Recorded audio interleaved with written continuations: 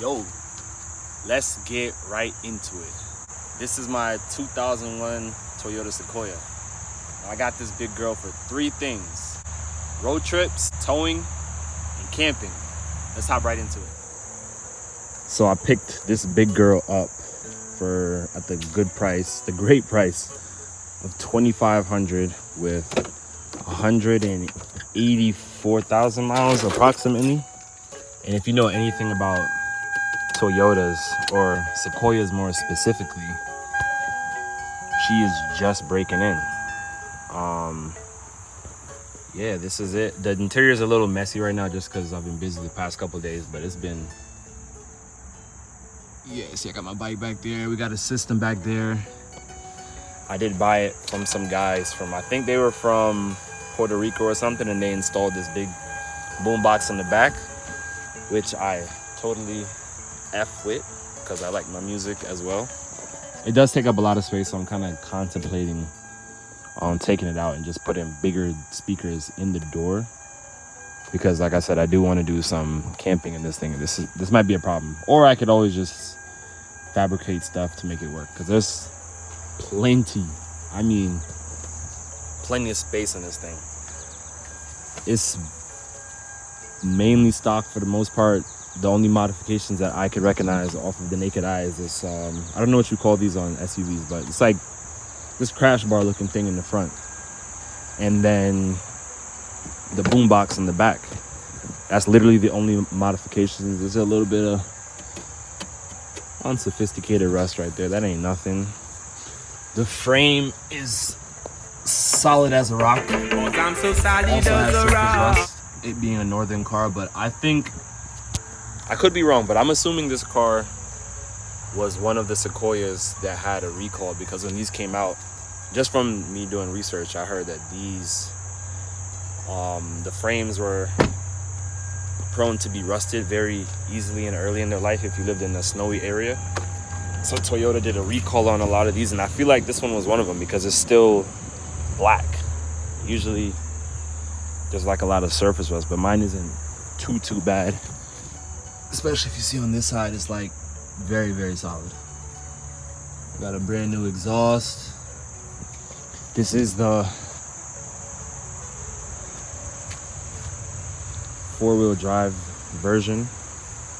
iForce, I don't know what iForce means. I need to research that. And it's obviously big girl V8. This is the biggest vehicle I've ever purchased and owned so far. But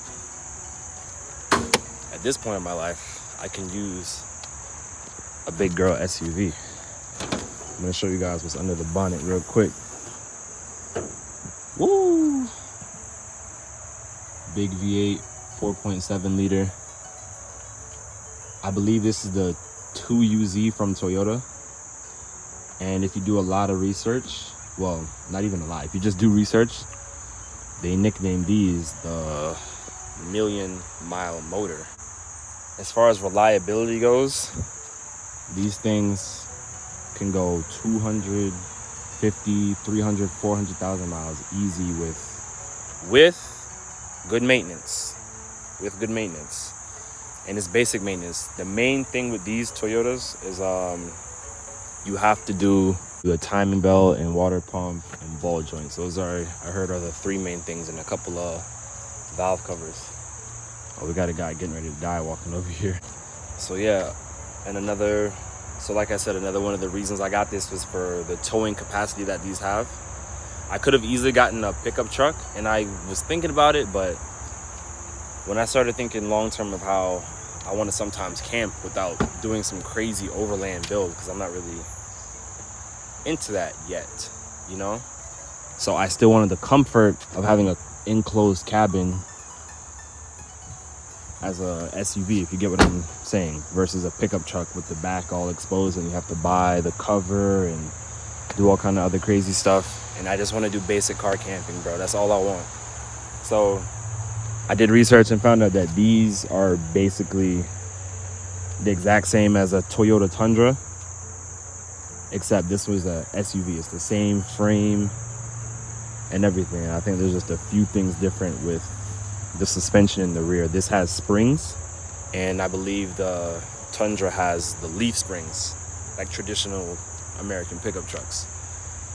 So that's one reason, because I have my drift car E36, and I plan to take that to events, and I don't necessarily want to rely on people all the time to borrow their vehicles and tow myself. Like, I'm more of an independent guy. No man is an island, but I do like my freedom and independence.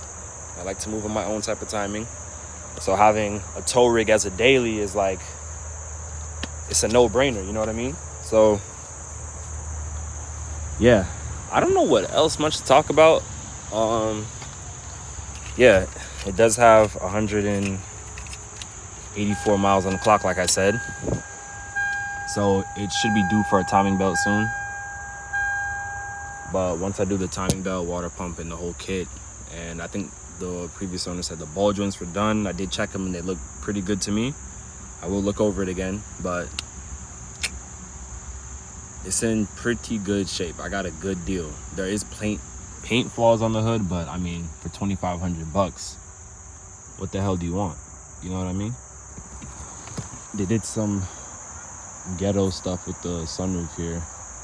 I guess it was leaking at one point and they tried to seal it up, but hell, it doesn't bother me.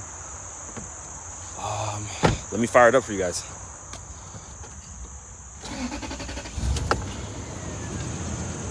All Toyotas do, it starts right up. Runs like nobody's business. Smooth as silk.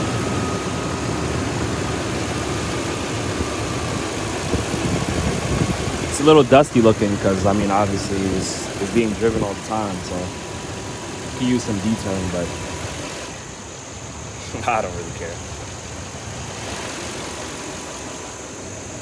Got some nice headlights too. To show off my headlights. And these fog lights. It does have a check engine, I think it's a O2 sensor code. I didn't really look too deep into it as yet because I just got it. Yeah. So the previous owners, it looks like they did some kind of delete on the front grille and took out the badge. It's kind of growing on me, but I prefer to have the Toyota badge up front. I don't know what you guys think. Kind of looks like a Ford.